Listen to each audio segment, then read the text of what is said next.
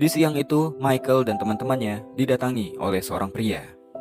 Dia meminta bantuan satu di antara mereka untuk mengerjakan sesuatu dan akan dibayar 50 dolar. Michael langsung berdiri untuk mengambil peluang itu. Oleh pria ini, Michael dibawa ke tempat yang lain. Di tempat itu, Michael disuruh berdiri di dalam sebuah kotak kecil sampai jam setengah 6 sore. Awalnya, Michael skeptis dan gak percaya, tapi karena terlalu mudah, dia pun mau melakukannya. Michael akhirnya masuk ke dalam kotak dan berdiri di sana untuk memandang sekitar. Hingga jam setengah 6 sore, pria itu pun muncul dan memberikannya 50 dolar sesuai yang dijanjikan. Karena kerja bagusnya, Michael ditawari jadi karyawan tetap. Kerjaannya sama, berdiri di dalam kotak dan bayarannya dinaikkan menjadi 200 dolar. Michael pun senang mendapatkan tawaran itu. Keesokan harinya secara resmi, Michael memulai pekerjaannya. Ketika itu dia didatangi oleh teman-temannya. Michael diajak untuk bersenang-senang, skateboarding bersama, dan have fun. Tapi Michael menolak karena dia mementingkan pekerjaannya. Sempat terlintas untuk keluar dari kotak itu sebentar saja, tapi Michael nggak berani. Hingga jam kerjanya usai, Michael baru berani pulang. Michael benar-benar nggak bisa mengerjakan hal yang lain. Ketika ada seorang wanita dengan tongkat meminta bantuannya mengejar copet, Michael pun menolak untuk membantu karena dia sibuk dengan pekerjaannya. Hingga perempuan itu pun kecewa dan meninggalkan Michael. Sore harinya, pria itu datang kembali memberikan upah harian Michael. Waktu itu Michael ingin mengutarakan sesuatu, tapi dia masih nggak berani. Michael pun memutuskan untuk mengikuti bosnya. Dia ingin tahu kepada siapa dia bekerja.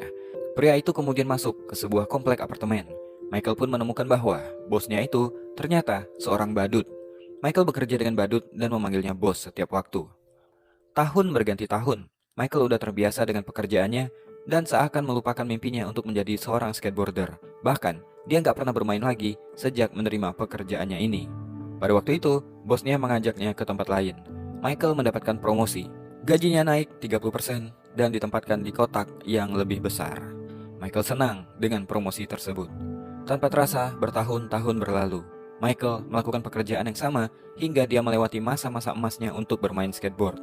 Dia hanya bisa melihat orang-orang bermain skateboard di sekitarnya. Di tahun itu, Michael dibayar 2.000 dolar dan pada sore itu, dia menyatakan untuk resign dari pekerjaannya setelah bertahun-tahun bekerja untuk si bos. Dengan menukar jam mewahnya, dia pun mendapatkan skateboard dari seorang perempuan di taman. Akhirnya, Michael bisa bermain skateboard lagi. Tapi fisiknya udah gak sekuat dulu.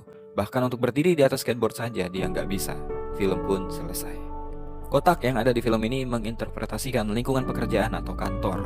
Dengan gaji harian atau bulanan, kita menukarkan waktu kita untuk melakukan pekerjaan yang mungkin kita gak suka melakukannya, tapi terpaksa dilakukan karena kita harus mencari nafkah.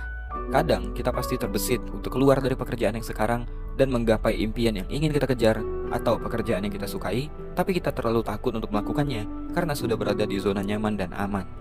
Bahkan di level atasan pun mengisyaratkan pengorbanan yang mereka lakukan. Bos yang berdandan seperti badut mengisyaratkan bahwa setiap orang punya dua sisi.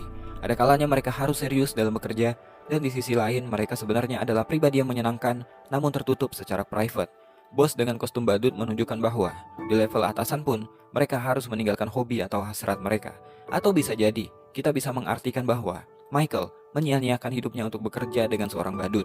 Dia mengagumi orang bodoh yang memberikannya uang dan memanggilnya bos. Padahal dia seorang badut, namun dia tetap gak mau keluar dari pekerjaannya walaupun merasa diabaikan dan kurang dihargai. Menyia-nyiakan hidupnya untuk sebuah pekerjaan yang gak ada artinya dan menyaksikan orang lain menjalani hidup.